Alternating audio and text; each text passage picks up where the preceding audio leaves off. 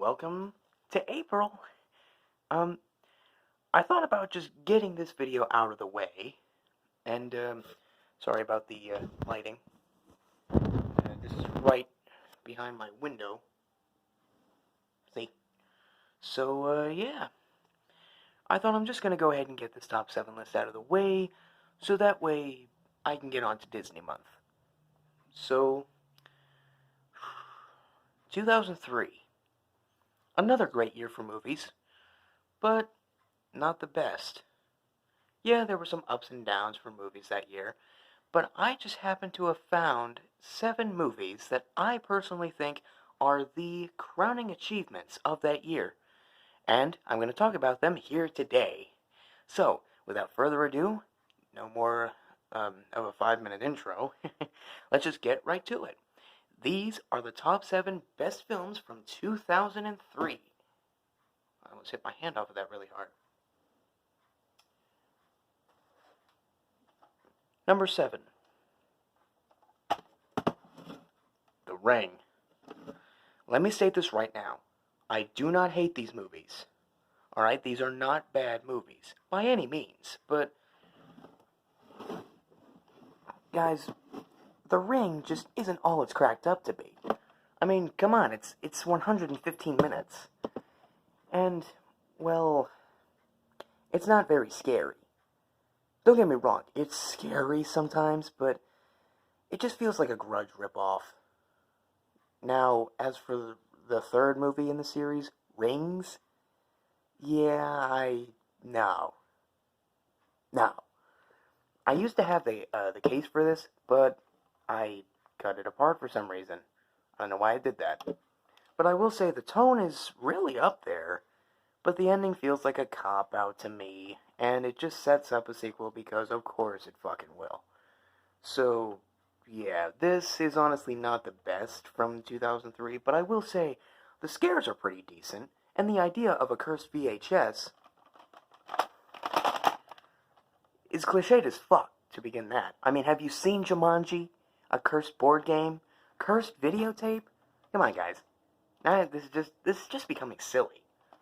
No, really, this is just becoming a facade now. Just a really silly, really just silly facade. I'm trying to block out the light.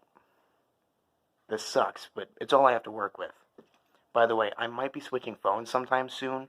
I might lose this channel. But I'm just saying I might.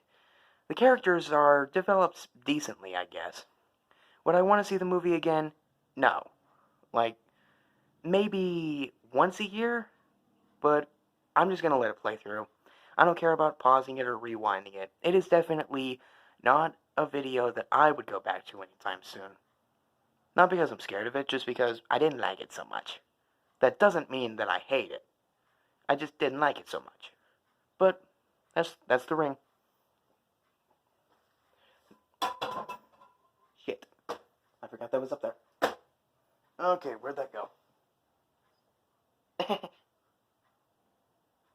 Here it is. Number 6 is Agent Cody Banks. Wow, that light is terrible. Agent Cody Banks. I used to have this in a case too. Yeah, anything that's not in a case, I just toss it aside, literally. I just don't care about it if it's not in a case. If it's in a case, I take better care of it, but I don't care. Now, do I hate that movie? No. Do I like its sequel? I don't care about the damn sequel. But it's not funny enough, and it's just a Spy Kids ripoff. To a fucking T. Also, I do not care much for Metro-Goldwyn-Mayer. Bill and Ted's Excellent Adventure, and everything after that I've seen, it's one of the worst movie companies ever. But not the worst. I will say the characters are underdeveloped. And it's a cliched as fuck spy movie. It's basically Spy Kids, just make it a teenager. Um, uh,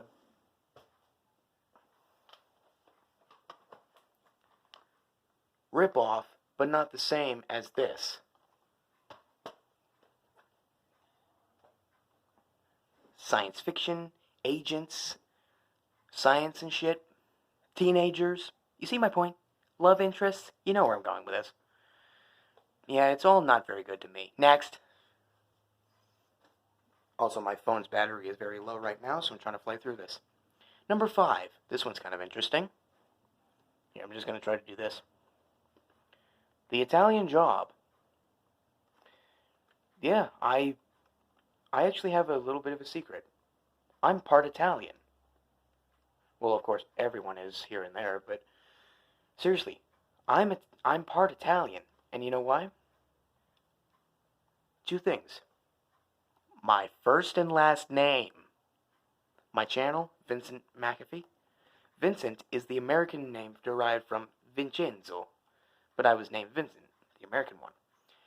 And McAfee is a McAfee. See? It's Italian. This movie is actually very well paced. I love the action, I love the setting, I love the drama. The character development is really, really nice. It's got a lot of heart. Um, it's got a really, really nice villain. Seth Green's in it, but he's not the villain. Edward Norton is the villain in this movie. You might remember him from the 2008 movie The Incredible Hulk. Yeah, he's an asshole in real life, but in this, you understand why he's the villain and what he's doing. And this is definitely a movie that I would get into or get out of, but certainly get even with any day.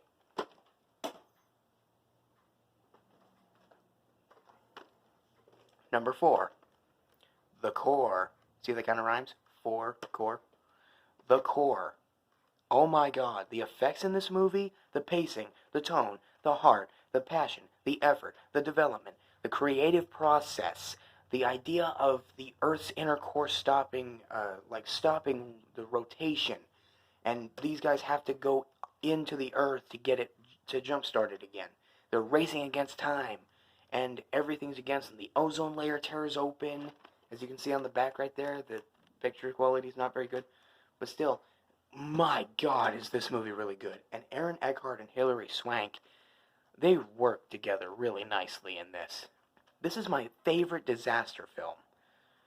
Seriously, this is definitely not a disaster of a good time for me. And it is definitely a movie that needs to be 2 hours and 14 minutes. Jesus Christ. But still, it is so good. You want to see them get the job done. And it is just so heart-racing up until that final moment when they figure out a good, an escape clause, if you will, to help their situation. Anyway, how much more we got? Number 3, Bruce Almighty. This is one of the funniest movies Jim Carrey's ever starred in. Not his best, but definitely one of his best. Him and Jennifer Aniston work really nicely, and the idea of thinking that God is against you along with the whole world is, sure, it might be cliched, but still, this is really nice. I love the moral in this movie a lot. It's, you shouldn't think that everyone's against you, because they're not. It's just the way that life works. Everyone's life is connected in some way, but everyone just happens to have coincidences in their lives, like something may happen to someone else that you want it to happen to you. Something that you want, someone else gets. It's a way of life, and we have to put up with it. Because that's just the way life is. Life sucks, yes, but we still got to get through it because we're just human. And this movie shows that. This would have been number 1, but there's another movie that I'll get to here pretty soon that has a better moral, but this is one of the funniest and very best heartwarming film that Jim Carrey has ever starred in. And Morgan Freeman's a really good actor. His portrayal of God himself is really, really nicely done. Because you understand what he does to Bruce and why he does it. He's trying to teach him a lesson. He's trying to show him of what he's not understanding. And it takes a while for Bruce to understand what he's doing wrong. And when he gets God's powers, he takes advantage of it to fix his own life. And he keeps making excuses, oh, I'll fix everyone else's life.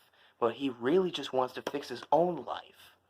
And you can see, the more he tries to meddle with his own life, the more he's not tending to the idea of him affecting everyone else's life. Because he makes problems for himself, but the mistakes that he makes for others have a bigger impact on him and the way he feels. He has good intentions, yes, but the outcome of everything, he is stunned to realize that it's not what he thought. But in the end, he sees life with a new light, so to speak. And that's why I think this is definitely one of the best almighty films of 2003. That's why it's so high up on the list. Number 2.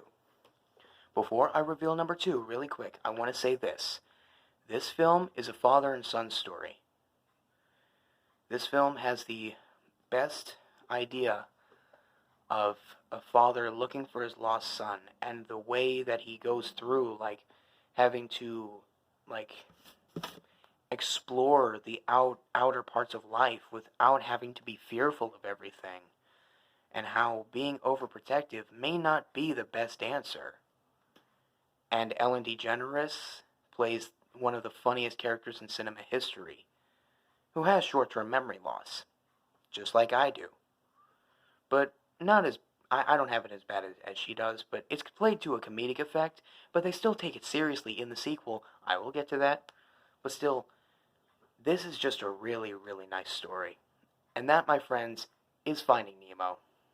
Yeah, you already knew this, but still, Finding Nemo is one of my all-time favorite Disney films. I won't be reviewing it for Disney Month, trust me. I will get to it at some point in the summer, because underwater, summertime, you know. It came out in May of 2003. Obviously, it's 2003, but it came out in May, so I'm probably going to review it next month for its 17th anniversary.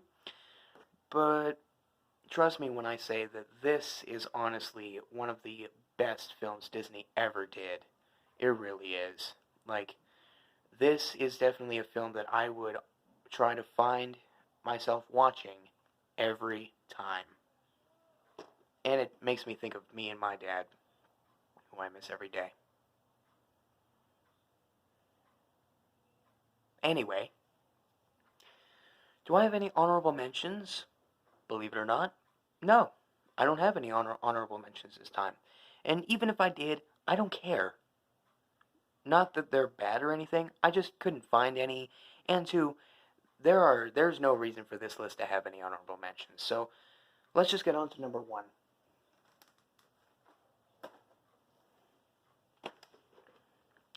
So, the film with the best sense of adventure, the best idea, this one's a crossover, and the best moral lesson of always following your passion, and, like, if you feel brave, then you have to act brave, and taking matters into your own hands, and respecting those, like, that make mistakes, but still deserve to be respected because they respect you all the same, and maybe a little bit more.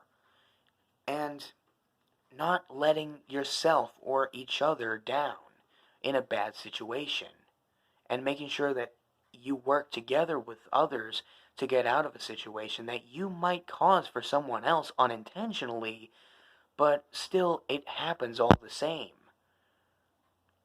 And to Spike Talks, it's Rugrats Go Wild. Yeah, I just got this on VHS whenever the year started. Will I give this its own review? Yes. In June, I will. August is when I will finish my top 7 Nickelodeon films list. But that list may change if Sponge on the Run comes out. But if I don't see it by August, or at least by the time it comes out on DVD, then I will just do my number 1 choice as its own review. But yeah, Rugrats Go Wild has that moral, and it really shows. And the comedy is really nice. The pacing, the tone, everything is well blended. And, like, once again, the Rugrats have to take matters into their own hands when they get lost in the jungles of the island that they're on, having to make sure that they are able to know what's where and how to survive. And the Wild Thornberrys are really nice because we get a side plot with them. Eliza and Debbie both want the same thing, a family vacation, but they just don't know how to be responsible and talk about what they want with their parents. This film also has a great deal of being responsible and always making sure that you have a plan for when things get bad. And if not, things may get worse, and you won't be prepared for it. That's why I definitely think this film takes the damn cake as the #1 best film from 2003. Also, I'm going to show this right now. This is an orange copy. It's an X Scratch and Sniff. I bought it used, so it didn't come with the Scratch and Sniff card. But, that's it. I spent 10 years looking for that. Thank you all for watching, and what's going to be the first review for Disney Month? Wait and see.